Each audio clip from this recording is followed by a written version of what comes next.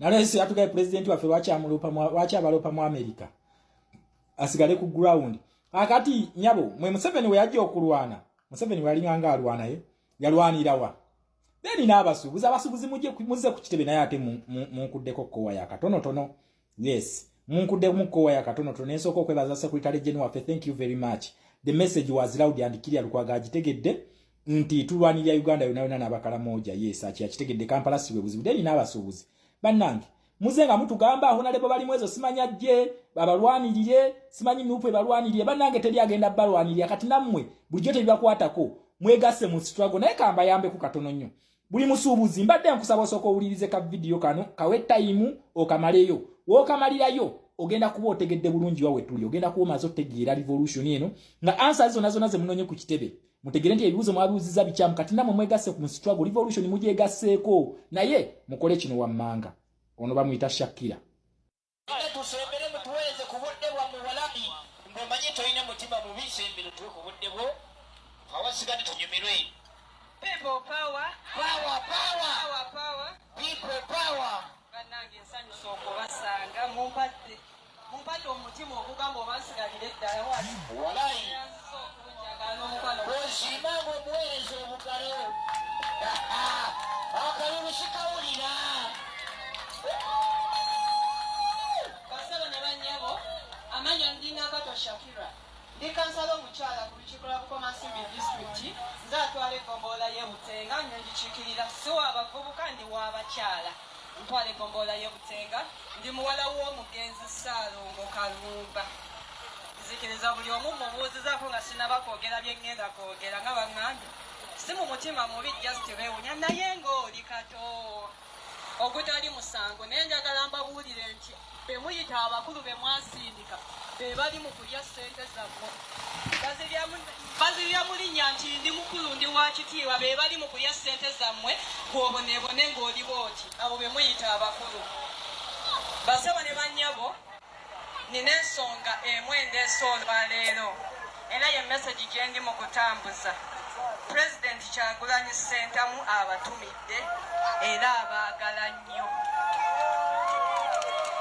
bwe twogera ku President Kyagulanyi abasinga bagamba saabasinga abalaba nga bo babajja mu bizinensi yaabwe nga bafula abantu bakula mu bizinensi bagamba nti ali mu byabufuzi akola ssente njagala mbategeeze musajja mugagga yali muyimbi ng'ayina buli kimu yalibadde tajja mu byabufuzi amwa guli gumu gwa kukyusa ggwanga lino bamaama bataata kati simanyi mbalimbe nti ngenda bakolera nguudo mbalimbe nti ngenda kubaleetera mazzi byonna babibalimbye era babibagambye waliwo abali wano nga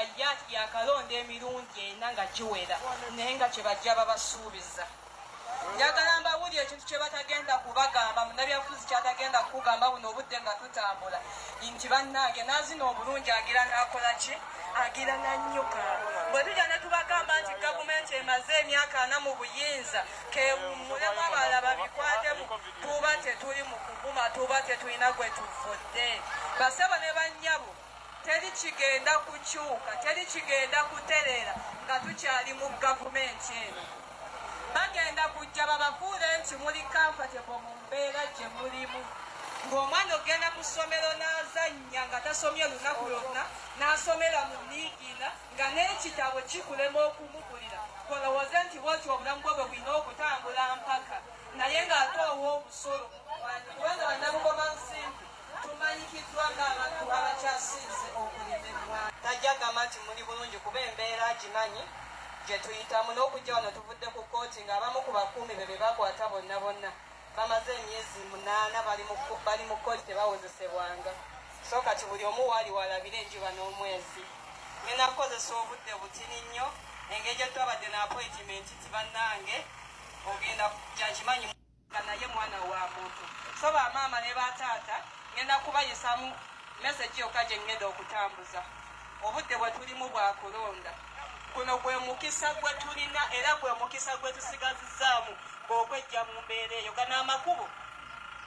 twafuuka comfortable nabo twafuuka bakkakkamu nti liina kubanga liri bweriti twafuuka bakkakkamu nti we bateekayo kolasi obalaba ng'ekisaanidde naye ng'owa omusolo